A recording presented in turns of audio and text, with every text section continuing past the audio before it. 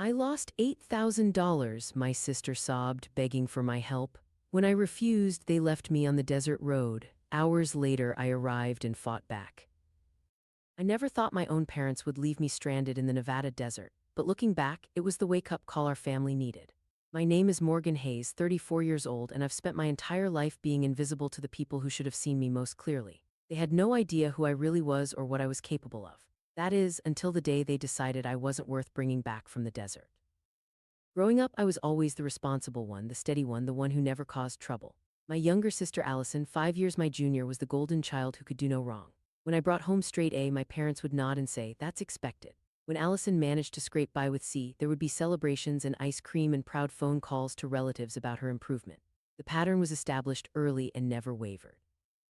I still remember my high school graduation. I was valedictorian, had received a partial scholarship to a state university, and had worked nights and weekends at a local cafe to save for college. My speech received a standing ovation from everyone except my own family. My father scrolled through his phone during my moment on stage, while my mother kept whispering to Allison about an upcoming shopping trip they had planned. Later, at the small gathering at our house, my academic achievements were brushed aside in favor of discussions about Allison's upcoming senior year and how she might try out for cheerleading. "Morgan always had it easy with school," my mother said to a neighbor who had congratulated me. "Allison has to work twice as hard for half the results, poor thing, that shows real character." College was a struggle of 60-hour weeks split between classes and multiple jobs. My parents had made it clear they wouldn't help me financially. "College is probably a waste for you anyway," my father had said. "You're just going to end up in some office job." 2 years later, when Allison decided she might want to try college, my parents drained their savings and took out a second mortgage to fund her education at an expensive private university. She dropped out after 3 semesters. The stark contrast in how we were treated wasn't just about money or attention. It was about value. In their eyes, Allison had infinite potential that needed constant nurturing and support. I was seen as utilitarian, a workhorse who didn't need encouragement because I would succeed anyway, or if I didn't, it didn't matter much. The irony is that this neglect forced me to become fiercely independent and resourceful. While my sister floundered from one half-hearted venture to another, I was building something extraordinary. After college, I landed an entry-level position in the IT department of a small tech startup. I noticed a gap in cybersecurity solutions for mid-sized healthcare providers, an opportunity no one else seemed to recognize. I worked nights and weekends developing a proprietary security protocol that addressed this specific need. 6 months of sleepless nights later, I had a prototype that worked better than anything on the market. I pitched my idea to several investors using my mother's maiden name, Wells, as my professional surname. I didn't want my success connected to my family until I was ready. The third venture capital firm I approached offered seed funding, and Hazewell Security Systems was born. The growth was staggering. Within 3 years, we had expanded from 5 employees working in a cramped office to over 200 across 3 states. By year 5, we were valued at $500 million. As of last month, our valuation hit $1.2 billion, with over 500 employees in offices in 6 countries. I had become wealthy beyond anything my family could imagine. Yet they still thought I worked as a mid-level IT specialist at some tech company. Even as my company soared, my parents' financial situation deteriorated. My father had health problems that drained their retirement accounts. My mother's spending habits never adjusted to their reduced circumstances. Allison's gambling problem had emerged by her mid-20s, and my parents enabled her by constantly bailing her out. When I discovered my parents were 3 months away from foreclosure on their home, I anonymously arranged to pay off their mortgage through a complex series of transactions that couldn't be traced back to me. When my father needed heart surgery and their insurance wouldn't cover the full amount, I had my company's legal team create a clerical error that resulted in full coverage. When Allison's student loans went into default, I purchased the debt through a shell company and forgave it. They never knew. At family gatherings, I was still treated as the reliable but uninteresting daughter with the forgettable office job. My parents would casually ask me for small loans of a few $100s, never bothering to repay them. Meanwhile, they poured thousands into Allison's latest crisis, whether it was gambling debts, a failed relationship, or another abandoned career attempt. "Morgan doesn't need our help," I once overheard my mother telling a relative. "She's always been able to take care of herself. Allison is more sensitive, she needs our support." I maintained this exhausting duality for years, telling myself I didn't need their approval or appreciation. I had built an empire that helped protect millions of patients' private health information. I had a team that respected me, a beautiful home, financial security, but there remained a hollow space where family acceptance should have been. Last month, I received a surprising call from my mother. "We're planning a family trip to Las Vegas for your father's birthday," she said. "Allison thought it would be nice if you joined us." It was the first family trip I'd been invited to in years. Despite my better judgment, I felt a flicker of hope. Maybe this was a chance to finally connect, to be seen as an equal member of the family. I agreed to meet them there, booking my own room at the Bellagio rather than staying in the budget accommodations they had chosen. The first evening started pleasantly enough. We had dinner at a moderately priced restaurant which I secretly paid for by slipping my credit card to the waiter, and my father seemed genuinely happy to have both his daughters with him for his birthday. But after dinner, Allison steered us toward the high-stakes poker tables. "I've been practicing online," she announced. "I'm going to win big tonight, I can feel it." My parents beamed with pride at her confidence, as if gambling were an admirable skill. "You've always had amazing intuition," my mother said. "Remember to trust your instincts." I suggested starting at lower stakes tables, advice that earned me dismissive looks from my entire family. "Don't be such a downer, Morgan," Allison said. "Not everyone wants to play it safe their whole life." My parents nodded in agreement. I watched from a distance as Allison lost hand after hand, my parents hovering behind her, encouraging increasingly risky bets. "You're due for a big win," my father kept saying. "Double down." I stepped away after an hour, unable to watch the train wreck in progress.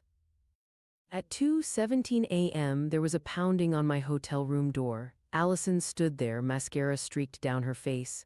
"I need your help," she slurred, clearly intoxicated. "I lost $8,000. They'll kill me if they find out." "Who will kill you?" I asked, alarmed. "Mom and Dad," she clarified. "They gave me their emergency fund to invest at the tables. I promised I'd double it." I stared at her in disbelief. Our parents were living on a fixed income with ongoing medical expenses. They couldn't afford to lose their emergency fund. "Allison, this has to stop," I said firmly. "I can't keep enabling this behavior. You need help for your gambling addiction, not another bailout." Her tearful pleading quickly morphed into rage. "You selfish bitch," she shouted in the hallway. "You've always been jealous of me. I know you have savings. You never spend money on anything. You owe this to me." Her commotion drew the attention of hotel security and, unfortunately, our parents, who had been searching for Allison. When they understood the situation, they immediately took her side.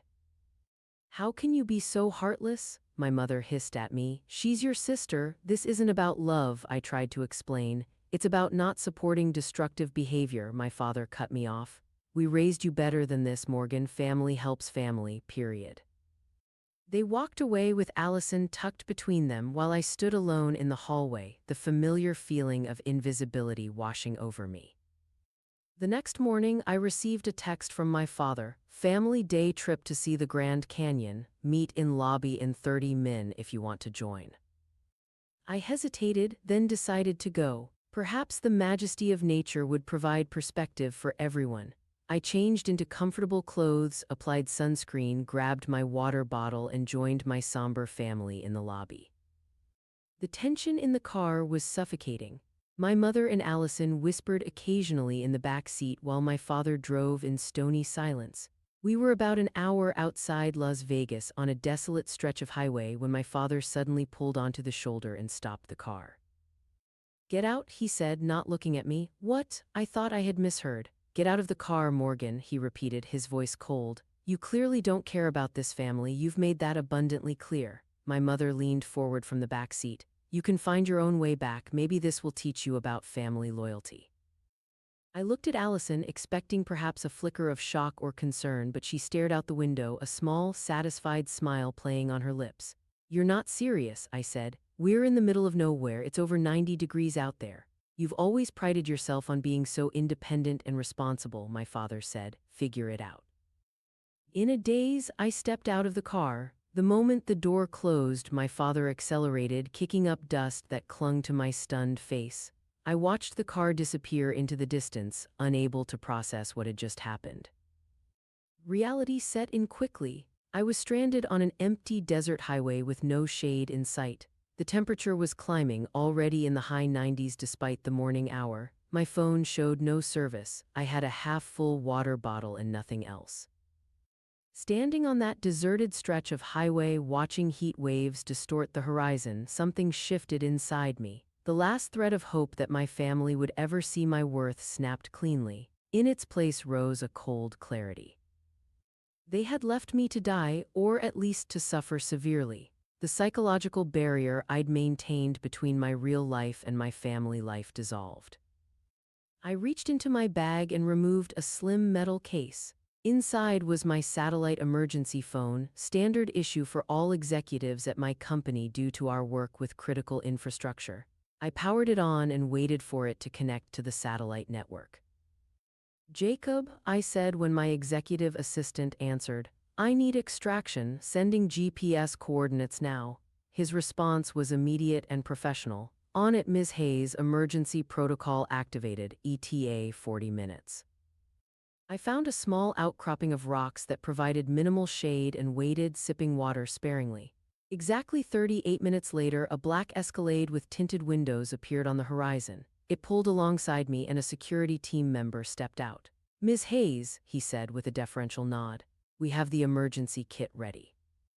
In the climate-controlled comfort of the SUV, I opened the emergency case we kept for all executives. Inside was a complete professional outfit, toiletries, and a secure laptop. I changed in the privacy of the vehicle's partitioned rear section, transforming from a dusty, abandoned daughter into the CEO of a billion-dollar company. As I applied light makeup and secured my hair in a sleek bun, I made my decision. "Take me back to the Bellagio," I instructed the driver. "It's time for a family meeting." The black Escalade pulled up to the main entrance of the Bellagio just after 2 p.m. The valet rushed to open my door, recognizing the vehicle as one frequently used by high-value clients. I stepped out wearing a tailored charcoal suit, Louboutin heels, and subtle diamond earrings that cost more than my parents' car. I knew exactly where to find my family. The Bellagio's casino floor has a distinct section of mid-tier blackjack tables that attract people like my sister, gamblers seeking higher stakes than the basic tables but lacking the bankroll for the true high-roller areas. Sure enough, there they were. My mother anxiously watched as Allison placed another bet, my father checking his watch with a worried expression. They had clearly been hoping I would somehow make it back to Las Vegas and rescue them from their financial predicament. I stood silently behind them for a moment, observing. Allison had just lost another hand and was reaching for the last few chips in front of her. No one had noticed me yet. "Ms. Hayes," the casino floor manager approached with a warm smile, extending his hand. "What a pleasant surprise. We weren't expecting you until next month's cybersecurity conference." My family froze at the sound of my name. They turned slowly, confusion evident on their faces as they took in my transformation and the deference with which the manager addressed me. "Morgan," my mother's voice was barely audible. "How did you get back so quickly?" Before I could answer, the manager continued. "Your usual suite is prepared, of course. The CEO block is always reserved for your company's executive team. Will you be needing anything special for your stay?" The color drained from my father's face. Allison's mouth hung open. "Thank you, Michael," I replied smoothly. "I'm actually here with my family today." I gestured to the 3 people staring at me in shock. "Perhaps you could arrange a private room for us to talk." "Of course, immediately," he responded, signaling to his staff. Within minutes, we were escorted to a luxurious private lounge typically reserved for whale gamblers. Once the door closed behind us, the silence was deafening. My family seemed incapable of speech, staring at me as if I were a stranger. I took a seat in a plush armchair and crossed my legs. "I think it's time we had an honest conversation about who I really am," I said calmly. "What is this?" my father finally managed. "Some kind of joke?" I removed my phone from my purse and pulled up a series of financial records. "The mortgage that mysteriously got paid off last year when you were facing foreclosure, that was me." I swiped to another screen. "Dad's heart surgery that insurance suddenly covered, my company paid." Another swipe. "Allison's student loans that got forgiven, I bought the debt." My mother sank into a chair, her hand covering her mouth. My father remained standing, his face cycling through shock, disbelief, and then, most predictably, anger. "So you've been lying to us for years," he said accusingly, "pretending to be some nobody while secretly lording your success over us." It was such a perfect encapsulation of his warped perspective that I actually laughed. "No, Dad, I built something extraordinary despite having parents who never believed in me. I helped you countless times without taking credit because I still hoped you might someday see my worth without dollar signs attached." "But you," my mother began, "left me in the desert to die," I finished for her. "Yes, I'd say that was the final straw. Allison, ever the opportunist, was the first to try to pivot. Morgan, I had no idea they were going to do that. I would have stopped them." "Don't," I cut her off. "I saw your face, you were smiling." The conversation that followed was unlike any we'd ever had as a family. For the first time, I didn't soften my words or minimize their behavior. I laid out 34 years of favoritism, neglect, and emotional abandonment. I detailed the millions I'd made and the millions more I would make, all while they treated me as an afterthought. My mother tried to justify their behavior. "We were harder on you because we knew you could handle it," she said through tears. "Allison needed more support." "That's not parenting," I interrupted. "That's lazy favoritism. You didn't push me to excel, you ignored my achievements while rewarding Allison's failures." My father attempted anger. "If you're so successful, why did you hide it from us? Were you planning to hold this over our heads eventually?" "I hid it because I knew the moment you discovered my success, I'd cease being your daughter and become your bank," I replied, "which is exactly what's happening right now." The conversation circled for hours. Accusations, justifications, tears, anger, a lifetime of dysfunctional family dynamics played out in a luxury room while casino noise filtered faintly through the walls. Finally, I stood up. "Here's what's going to happen now. I'm giving you a choice: a relationship with me on new terms or no relationship at all." I outlined my conditions: family therapy, gambling addiction treatment for Allison, and financial independence for my parents. No more bailouts, no more enabling. "This is extortion," my father sputtered. "No," I replied calmly. "This is boundary. For the first time in my life, I'm setting terms for how I'll allow myself to be treated by my family." I left them in that room to discuss their options, retreating to my suite with a strange mixture of vindication and sorrow. I hadn't wanted revenge. I had wanted my family back, a real family that saw me for who I was and valued me accordingly, but I realized that might never be possible. Late that night, there was a knock at my door. All three stood there, looking smaller somehow. "We'll try," my father said simply. "Your terms, we'll try." I nodded, not trusting myself to speak. It wasn't forgiveness, not yet, but it was a beginning. The months that followed were difficult for everyone. My parents, forced to live within their means for the first time in decades, struggled to adjust. My father, at 58, took a part-time job as a consultant for a small business. My mother resented having to budget and plan, skills she'd never developed. Allison's withdrawal from gambling was physical as well as emotional. She spent 3 weeks in a specialized treatment facility before beginning outpatient therapy. I maintained firm boundaries while offering emotional support where appropriate. We began family therapy sessions, awkward at first but gradually becoming more honest. Old wounds were reopened, examined, and slowly began to heal. 6 months after the desert incident, I invited my family to dinner at my home, a modern mansion overlooking the Pacific that none of them had ever seen before. My father, now working regularly and finding purpose in mentoring young professionals, arrived with a bottle of wine he had selected carefully, if inexpensively. "Your home is beautiful," he said simply, the first genuine compliment he had given me in years. My mother, who had enrolled in community college courses to develop bookkeeping skills, asked thoughtful questions about my company and seemed to actually listen to the answers. Allison, 90 days sober from gambling, was quieter than I'd ever seen her, observing rather than demanding attention. "I have an interview next week," she mentioned during dinner. "Nothing fancy, just administrative work at a doctor's office, but I think I'd be good at it." "That sounds promising," I replied, and meant it. A year after being abandoned in the desert, we gathered for Thanksgiving at my home. The dynamic between us had shifted fundamentally. My parents had learned to see me, really see me, perhaps for the first time. Allison and I were developing a tentative friendship based on who we actually were, not the roles we'd been assigned as children. As we sat around the table, my father raised his glass. To Morgan, he said, his voice thick with emotion, who had the courage to break us so we could rebuild. The road to healing wasn't smooth or straight. There were setbacks, arguments, old patterns that emerged under stress, but something fundamental had changed the day they left me in the desert. Sometimes the people who hurt you most can change the most, not because they want to, but because they have to. The desert wasn't an ending, it was the beginning we all needed to finally see the truth that had been buried under years of dysfunction. They abandoned me in the Nevada desert, leaving me to find my own way home. In doing so, they forced me to show them exactly who I had become, not the invisible daughter, but a woman of power who would no longer accept being unseen.